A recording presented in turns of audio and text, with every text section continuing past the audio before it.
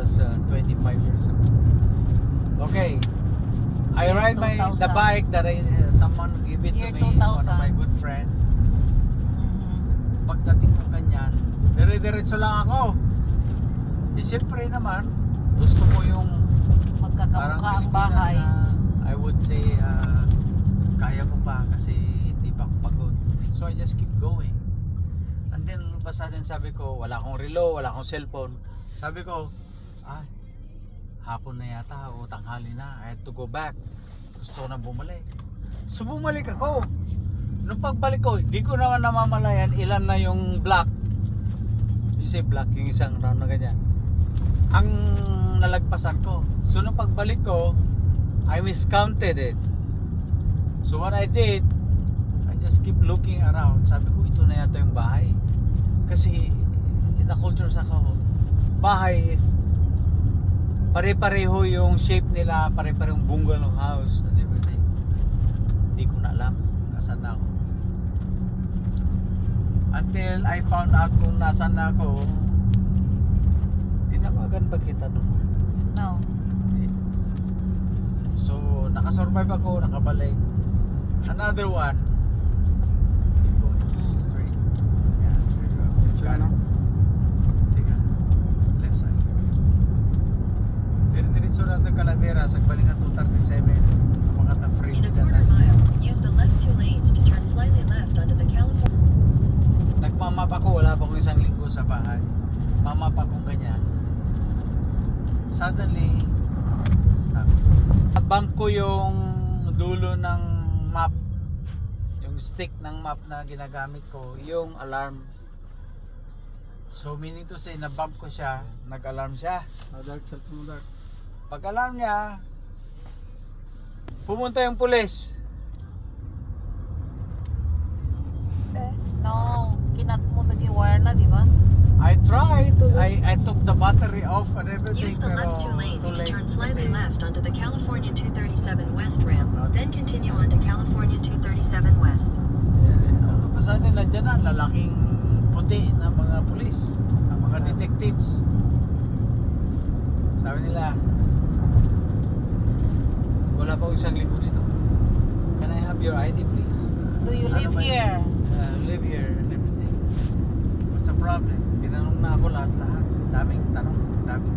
In Wala akong 1.5 may sagot. miles, take exit 7 for Nung North First tinanong ko Street. ng ID, sabi ko, is my, sabi ko, Mr. Officer, is my passport will do. Sabi niya, can I see your passport? Wala akong may pakitang ID, wala pa akong California ID, wala akong driver's license, wala akong ACS, and everything. Just only 1 week old here. Pinakita ko, sabi na, Bulgari yung kaso ko daw. May kaso na ako, wala pa akong isang linggo dito. Amerika. Sabi nila, disturbance, ganito. False alarm. Ang dami ko ng kaso. Kaso sa akin. Eh, sabi ko naman, Mr. Officer, what should I do? Eh, babalog-balugtod pa yung English ko during that time. 4 years old pa lang si Jason. I'm a college graduate, pero wala akong alam sa batas dito sa Amerika. Dalawang pulis ang lalaki nila na pumunta sa bahay. Naglagay kasi yung kuya ko ng alarm system kasi si Jason si Kuya Jason nag-sleepwalk. Si Bayaw, So, naglagay nilagyan ng niya alarm sa- system sa bahay. Ay, tinamaan Alarm. ng tito kasi tinamaan. Si Diane ay papag yung pagdating dito sa bahay, alarm na. nagmamap siya. Ganun din ako noon. Direkta yun sa office ng police Yeah, automatic yan. kasi naka-subscribe yung alarm 1. May alarm. Alarm 1 na Pero ganun. wala pang 10 minutes, nandyan na sila sa bahay. Siyempre, nag-response sila. Eh, ang mali kasi Take dito, exit 7, pinagpuputol then use the niya yung middle lane to wire. turn So, left akala onto niya North First titigil yung alarm. Hindi Eh, pala. hindi pala. Kasi naka-ano yun, Ha? naka-direkta. May Yun trigger yung pangalawa ka. ko. At the light, Third use one. the middle lane to turn left onto North First Street. Sabi ni tita nyo, okay, punta tayo sa ganito. Mag-pass tayo.